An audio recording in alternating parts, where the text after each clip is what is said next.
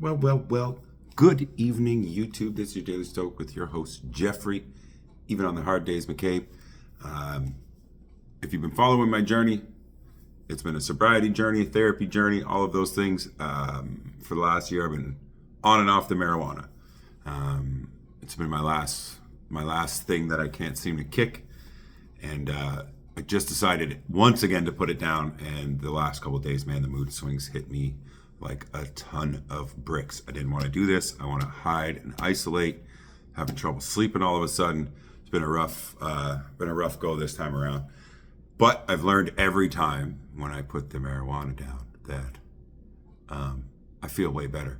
So I know the first couple of days will be a little bit rough, and then after that, I should level out and feel a lot better.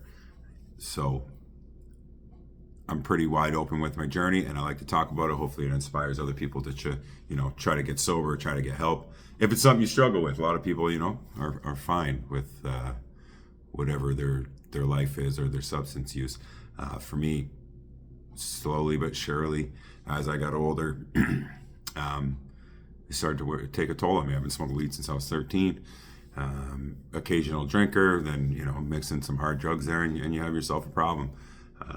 For myself, I'm an addict, right? And I had to get help last year with some other issues, and then the weed, it was like, it's not a big deal, right? A lot of people don't think of weed or even alcohol. Some people I met that were doing the whole rehab sobriety thing, figured a couple drinks weren't bad if they weren't doing their DOC, whatever that might be. I think for me, what I'm learning over this year is that I have to be, completely sober. And that is my best option, because it seems, I never remember having issues this much with marijuana, but it seems like I smoke a little bit, I feel fine. And then within a couple of weeks, I am just absolutely, I don't want to say depressed, but it's like a lack of vitality. I just don't feel like doing stuff. I don't feel like going out. I want to hide from the world. I'll just sit in my car and just do nothing, just be stoned and okay with it. So all that to say, I have to pivot and give it up again, which I don't smoke a ton. So I think within a couple of days, I'll feel okay. The last 2-3 days have been absolutely nightmarish.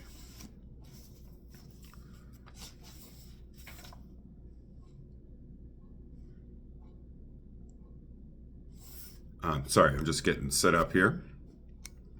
Today is February 7th, 2025. Look at us. First week of February already gone. January felt like 2 years. February is going to fly by. Next thing you know, we'll be sitting in the sun. February 7th. Fear is a self-fulfilling prophecy. Many are harmed by fear itself, and many have come to their fate while dreading fate. Seneca, Oedipus 992. I've never heard of that one. Let's see what the modern day Stoics have to say about it. Only the paranoid survive, Andy Grove, a former CEO of Intel, famously said. It might be true, but we also know that paranoid often destroy themselves quicker and more spectacularly than any enemy. Seneca, with his access and insight into the most powerful elite in Rome, would have seen this dynamic play out quite vividly. Nero, the student whose excesses Seneca tried. Nero, the student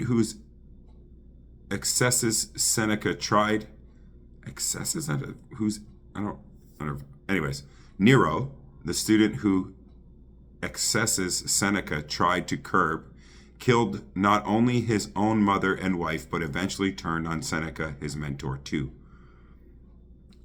I feel like none of that even made sense to me.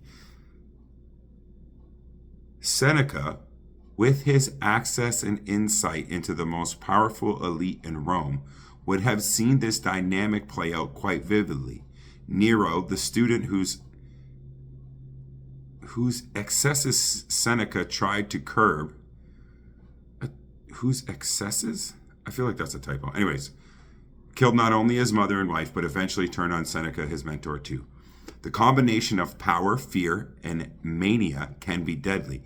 The leader, convinced that he might be betrayed, acts first and betrays others first.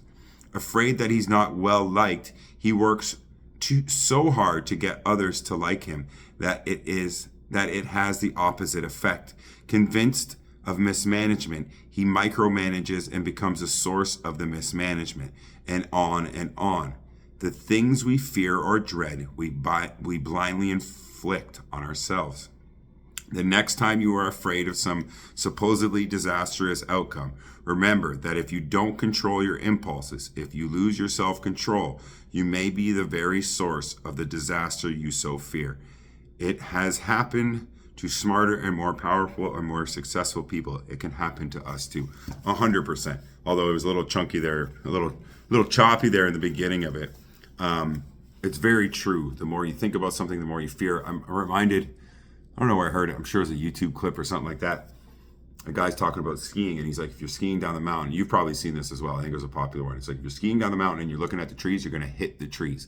But if you're skiing down the mountain and all you do is you watch the path, all you see is the path through the trees. So it's a matter of perspective. It's a matter of what you focus on. I know for myself, I've really battled sometimes with doing good.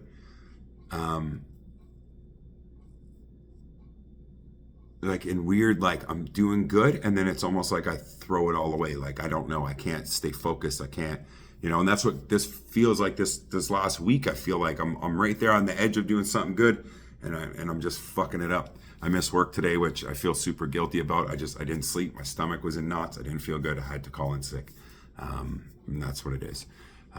It's one day. I haven't missed a day since I went back to work, but I that kind of shit eats me up. But it's almost like I'm right on the edge of doing better, and then I fucking throw it all away. I've done that repeatedly in my entire life. I don't know what the heck's wrong with me. So this is a good lesson for me today.